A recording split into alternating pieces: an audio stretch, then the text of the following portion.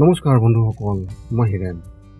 আজি আপোনালোকক এই ভিডিঅ'টোৰ জৰিয়তে এই 2024 বৰ্ষৰ অক্টোবৰ মাহটোত কৰ্কট ৰাশিৰ ব্যক্তিসকলে কেনেদৰে ফলাফল লাভ কৰিব তাৰে সম্পূৰ্ণ তথ্য আপোনালোকক এই ভিডিঅ'টোত আগবঢ়োৱা হৈছে।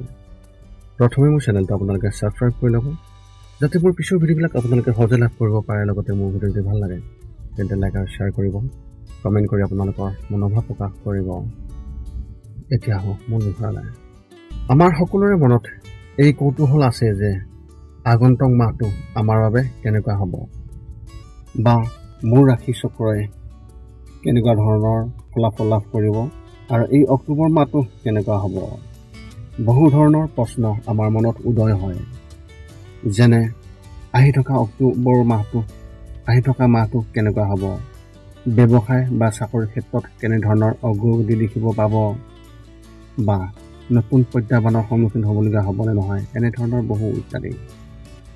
ৰাশিফলৰ ওপৰত ভিত্তি কৰি গ্ৰহ আৰু নক্ষত্ৰমণ্ডলৰ প্ৰভাৱ আৰু গতিবিধি বিবেচনা কৰি এই 2024 বৰ্ষৰ অক্টোবৰ মাহৰ আপোনালোকৰ মাহেকীয়া ৰাশিফলৰ সঠিক মূল্যায়ন কৰা হৈছে, যাতে আপুনি সেই অনুসৰি প্ৰস্তুতি চলাব পাৰে। এই ভিডিঅ'টোত আমি এই 2024 বৰ্ষৰ অক্টোবৰ মাহটোৰ বাবে আপোনালোকৰ ৰাশিফলৰ মাহেকীয়া ৰাশিফল কেনেকুৱা হ'ব সেই বিষয়ে বিশেষভাৱে উল্লেখ কৰিছোঁ। ইয়াত আপোনালোকৰ পৰিয়াল, বিত্ত, কেৰিয়াৰ, শিক্ষা, প্ৰেম আৰু স্বাস্থ্যৰ বিভিন্ন তথ্য 2024 বৰ্ষৰ অক্টোবৰ মাহত ৰাশিফলৰ সম্পূৰ্ণ তথ্য ইয়াত উল্লেখ কৰা হৈছে। ইয়াৰ দ্বাৰা আপুনি জানিব পাৰিব যে আপোনাৰ ৰাশিফলৰ অনুসৰি এই অক্টোবৰ মাহটোত আপুনি কেনেধৰণৰ প্ৰস্তুতি চলাব লাগিব।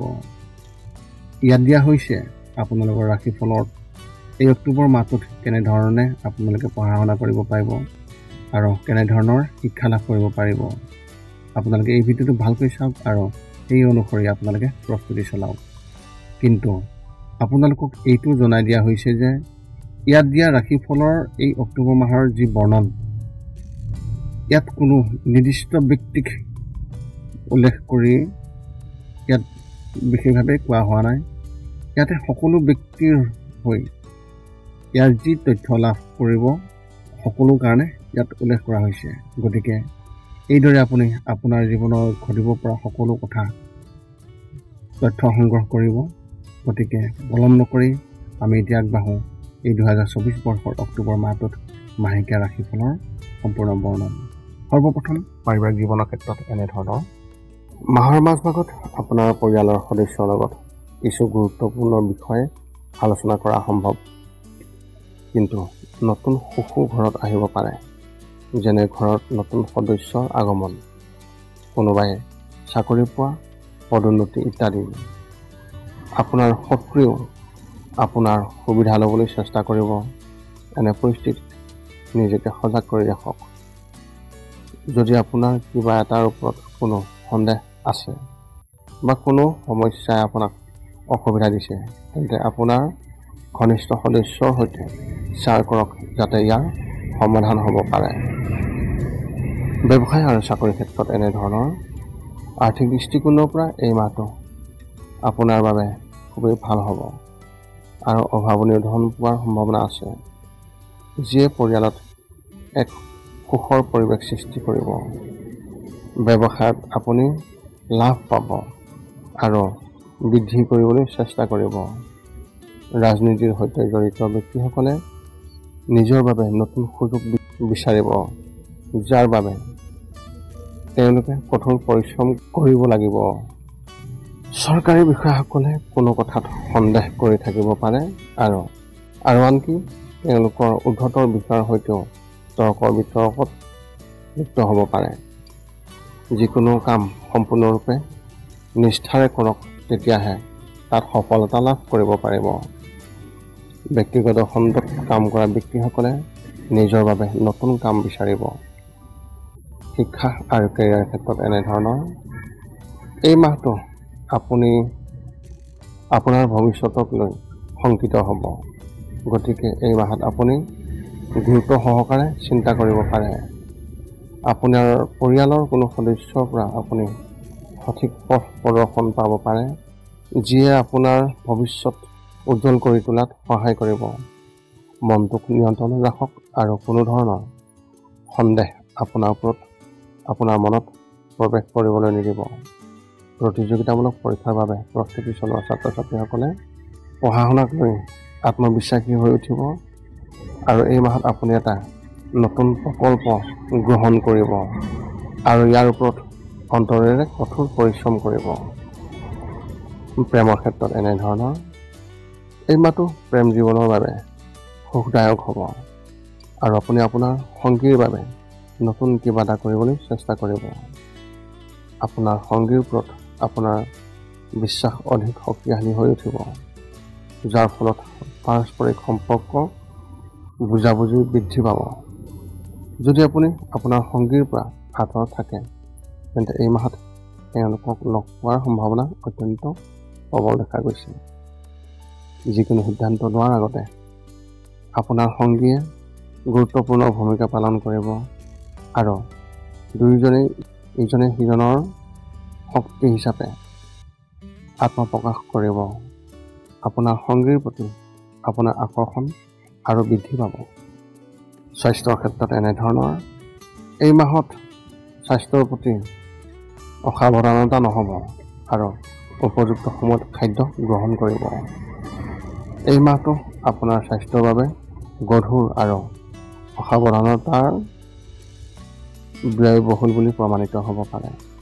এনে অৱস্থাত ৰাতিপুৱা ফুৰিবলৈ যোৱাৰ অভ্যাস গঢ়ি তোলক আৰু কমেও আধা ঘণ্টা যোগাসন আৰু ব্যায়াম কৰক। কিবা এটা মানসিক সমস্যাই আপোনাক আমনি কৰিব পাৰে। পাৰিবাৰিক দায়িত্বৰ বোজাৰ বাবে আপুনি অধিক চিন্তা কৰিব পাৰে। এনে পৰিস্থিতিত বন্ধু আৰু পৰিয়ালৰ কোনো সদস্যৰ লগত শ্বেয়াৰ কৰিলে ভাল হ'ব। আপোনালোকৰ এই মাহত শুভ সংখ্যা হিচাপে 2 আৰু শুভ ৰং হিচাপে আপোনালোকে সেউজীয়া ৰং ব্যৱহাৰ কৰিব পাৰে। এতিয়া আপোনালোকলৈ এক বিশেষ পৰামৰ্শ আগবঢ়োৱা হৈছে। যদি আপুনি ক'ৰবাত ধন বিনিয়োগ কৰিছে তেন্তে তাৰ ওপৰত চকু ৰাখক, নহ'লে তাৰ পৰাই আপুনি ডাঙৰ লোকচান ভুগিবলগীয়া হ'ব পাৰে। লগতে টকা বিনিয়োগ কৰাৰ আগতে নিশ্চয়কৈ আপোনাৰ বয়োজ্যেষ্ঠসকলৰ লগত আপুনি একবাৰ পৰামৰ্শ লোৱাটো অতি ভাল হ'ব। এই মাহৰ ৰাশিফলৰ বৰ্ণন জনাৰ পিছতো কেইটামান কথা মনত ৰাখিব লাগিব। যিকেইটা কাম কৰিলে আপুনি শাৰীৰিক আৰু মানসিকভাৱে আপুনি অতি সুস্থ হৈ থাকিব আৰু লগতে আহিব লগা সংকট খুব সহজে দূৰ কৰাত সহায়ক হ'ব। এই 5টা নিয়ম এনেধৰণৰ। 1 নম্বৰ, শৰীৰটো সুস্থ কৰি ৰাখিবলৈ দৈনিক যোগাসন কৰক, য'ত মূলতঃ 10 মিনিট ওমকাৰ মন্ত্ৰ, 10 মিনিট কপালভাতি আৰু 10 মিনিট অনুলোম বিলোম এই যোগাসন জপ কৰিব লাগিব। ইয়াৰ লগে লগে আপোনাৰ শৰীৰ আৰু মানসিক স্বাস্থ্য একেবাৰে নিখুঁত হৈ থাকিব। ৰাতি শোৱাৰ আগতে নিস্তব্ধ আৰু নিৰ্জন ঠাইত 10 পৰা 20 মিনিট ধ্যান ধাৰণা কৰিব লাগে। ইয়াৰ দ্বাৰা 2টা উপকাৰ পোৱা যায়। এটা হ'ল আপুনি ভাল টোপনি পায় আৰু দ্বিতীয়তে পিছদিনা আপুনি সতেজ অনুভৱ কৰে। ধ্যান কৰি থাকোঁতে মধ্যমীয়া শব্দত শান্ত সংগীতো শুনিব পাৰি। 3 নম্বৰ হৈছে প্ৰতি মঙলবাৰে পুৱা নিশ্চয় হনুমান চালিচা পাঠ কৰক আৰু হনুমান মন্দিৰ দৰ্শন কৰক। ইয়াৰ দ্বাৰা আপোনাৰ আৰু আপোনাৰ পৰিয়ালৰ যিকোনো ধৰণৰ সংকট দূৰ হ'ব আৰু সদায় সুখ আৰু শান্তি থাকিব। 4 নম্বৰ হৈছে প্ৰতিদিনে ঘৰৰ বাহিৰত গৰু আৰু কুকুৰক নিশ্চয়কৈ আহাৰ খুৱাওক। লগতে চৰাই আদিৰ বাবেও খাদ্য বা পানীৰ ঘৰৰ ছালৰ ওপৰত ৰাখিবলৈ চেষ্টা কৰক। এই পৃথিৱীখন যিমান আমাৰ সিমানেই সিহঁতৰো। নিতৌ ইহঁতক খুৱাই আমি গুণ পাওঁ আৰু গ্ৰহবোৰৰ কুপ্ৰভাৱ দূৰ হয়। মাজে মাজে চৌপাশৰ দুখীয়াসকলক উপযুক্তভাৱে সহায় কৰক আৰু ভোকাতুৰক আপুনি খুৱাবলৈ চেষ্টা কৰক।